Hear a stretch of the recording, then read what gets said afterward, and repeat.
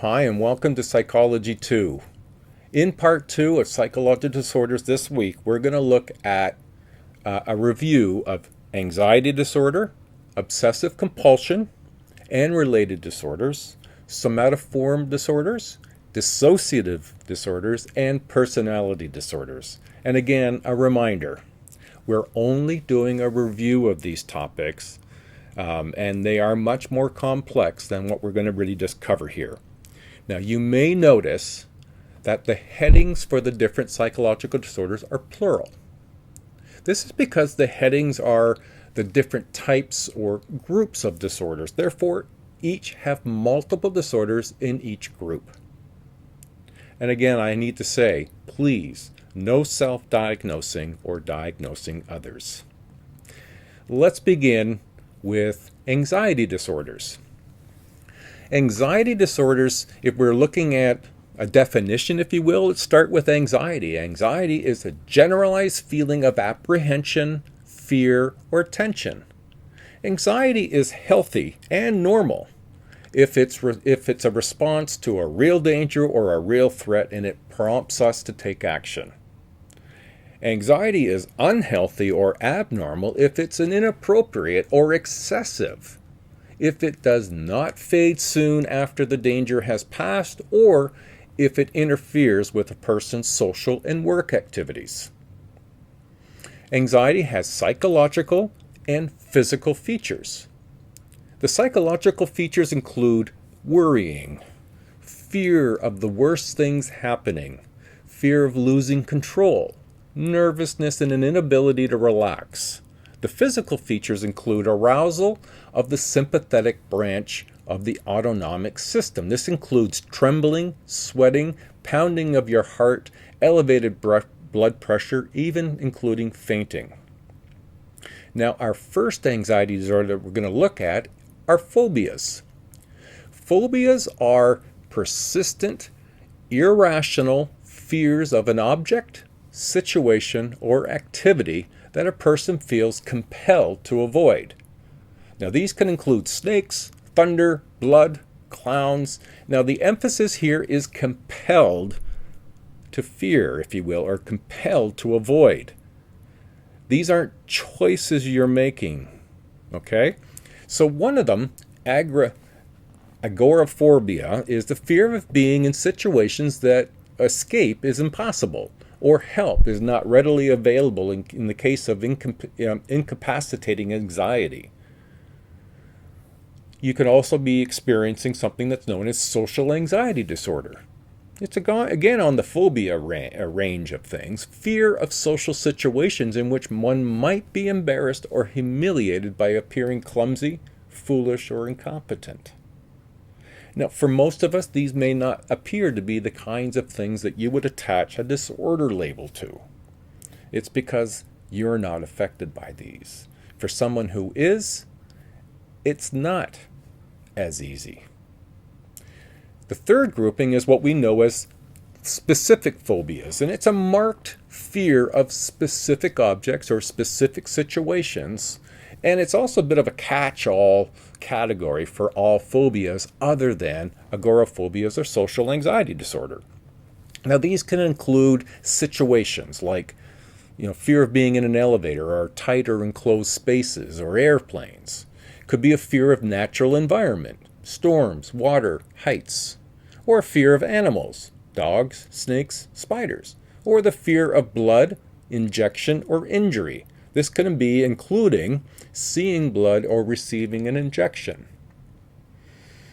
Now, when we go into abnormal psychology as a complete course in the fall, we go into all of these disorders, an explanation of what they look like, what causes them, and what are the treatments. Here we're going to do just quick reviews, okay?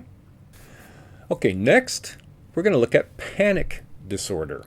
And it can cause apprehension about reoccurrence and the consequences of future attacks.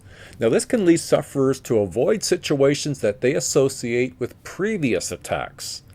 Sufferers tend to overuse the healthcare system and are at increased risk for alcohol and drug abuse. Both biological and genetic factors appear to affect panic disorder incidences. Now, the symptoms could include a shortness of breath, heavy sweating, tremors, pounding of heart, fear of suffocation, choking sensations, nausea, numbness, and a fear of going crazy or losing control. They don't sound pleasant, and from what I understand, they're not. Symptoms may last minutes, even hours, and seem to come from nowhere. Next is generalized anxiety disorder. This is about persistent anxiety that can't be attributed to a phobic object, situation, or activity. It seems to be free-floating. Generalized anxiety disorder is a condition of intense and unrealistic anxiety that lasts 6 months or more. That's not once in 6 months. That's pretty much daily for 6 months or more. This excessive anxiety may cause people to feel tense, edgy, tired, irritable, difficulty with concentrating and sleeping. They may have trembles, have palpitations, sweat, and experience dizziness, diarrhea, and frequent urination. Generalized anxiety disorder substantially reduces the quality of life for sufferers, which is about 9% of North Americans. So what explanations are there for anxiety disorders? A quick review will look at biological perspective, where anxiety tends to run in families. Twin studies show a higher concordance rate or correlational with identical twins among fraternal twins. The brain may be sensitive to not enough of GABA, a neurotransmitter that may help calm anxiety reactions. So having less available or less sensitive could explain a bit of that. Now, the psychological and social perspective on anxiety disorders, well, learning theorists suggest that phobias are conditioned fears. That is, we learn them, that we are acquiring them in childhood. Observational learning also plays a role. If I see somebody else be afraid of a dog, I might too be afraid of a dog. The biological imbalances could play a role. It may initially trigger events, with subsequent events being triggered by a combination of all three. Now, the next group we'll look at, and this is a tricky one, but we're going to look at the obsessive compulsive and related disorders. Now, we're going to look at obsessive compulsive disorder, hoarding disorder, and body dysphoric disorder. Now, we'll start with obsessive compulsive disorder. Obsessive compulsive disorder is a disorder in which the person suffers from obsessions and/or compulsions. Obsessive compulsive disorder is characterized by, firstly, obsessions, and these are reoccurrent. They keep coming up. Anxiety-provoking, involuntary thoughts or images that seem irrational and disrupt daily life. These are not choices. The second is the compulsions. These are persistent, irresistible, ritualistic, and repetitive behaviors that reduce anxiety caused by the obsessive thought. Common compulsions include cleaning and checking behaviors, for example, including irresistible urges to check things like, is the door locked? Is the gas turned off? And not just doing it once, but doing it maybe 10, 15, 20 times. An important note here is that these are not choices. These are intrusions, and the person who's experiencing it is compelled to respond the way that they do. It's not a weakness of person. It is a condition. Hoarding disorder is characterized by excessive buying or collecting items with no removal of items, resulting in a severely cluttered living space. This is this is in fact a new condition that's been added to the DSM-5. Body dysmorphic disorder is characterized by a preoccupation with the imagined or exaggerated physical defect in one's appearance. Now, much time is spent looking at themselves in the mirror looking at themselves to desire to change something, a flaw. Maybe you think your nose is too big or your ears are too small, and so all your time is spent looking at that flaw, wondering how you can deal with it. They are preoccupied with the flaw and do whatever they can to alter or correct the flaw. So how do we explain OCD, obsessive compulsive disorder, and related disorders? Well, OCD has a strong genetic link, especially with twins. The neurological link, for example, the improper functioning of the frontal cortex, is paramount in this area, perhaps, they think. Hoarding has strong genetic causes. About 36% of variations of hoarding accounted for by genes tended to run in the family. Body dysmorphic disorder is related to abnormal functioning of the serotonin and dopamine and structural differences in the frontal cortex. They may go to extreme lengths to correct the problem. They believe that others see them as deformed. They may compulsively groom themselves. Now, the next group we're going to look at is the somatoform disorders. And this is a group of disorders. Somatoform disorders are characterized by physical problems such as paralysis, excessive pain, or a persistent belief that they have a serious disease, yet there's no evidence of physical abnormality that can be found. We'll start with conversion disorder. It's characterized by a major change or loss of physical functioning. Although there is no medical findings to explain the loss of functioning, the person's not faking, as he or she seems to be, converting a source of stress into a physical difficulty. Some people with this disorder show indifference to their symptoms. It's called la belle indifference. Hypochondrias is characterized by people insisting that they are suffering from a serious physical illness even though no medical evidence of the illness can be found. They become preoccupied with minor physical sensations and continue to believe that they are ill despite the reassurance from physicians that they are healthy. They in fact may even go from doctor to doctor seeking one who will find the real cause. Explaining somatoform disorders, well, we can use conversion disorder to suggest that some believe this disorder is a form of self-hypnosis or self-convincing a problem exists. Hypochondrias, people misinterpret the run-of-the-mill physical sensations. There is researched evidence that people who develop hypochondrias are particularly sensitive to body sensations and tend to ruminate about them. Now, our fourth group we're going to look at, and again I'm emphasizing this is just a review, is dissociative disorders. Dissociative disorders involve breaking in consciousness or memory or both. Under stress, a person loses the integration of consciousness, identity, and memories of important personal events. They provide a mental escape from intolerable circumstances for some people. Dissociative amnesia, in this particular condition, there's no physical cause such as a blow to the head that's present. Rather, a traumatic experience or a psychological blow, if you will, so to speak, or an unbearable anxiety situation causes the person to escape by forgetting. Cannot be attributed to biological problems. The amnesia may last for hours or years. Now, dissociative fugue is an extreme circumstance. Dissociative fugue, people forget their entire identity, travel away from home, may assume a new identity somewhere else as a reaction to some severe psychological stress. They do not report their past. If they do, they often invent memories.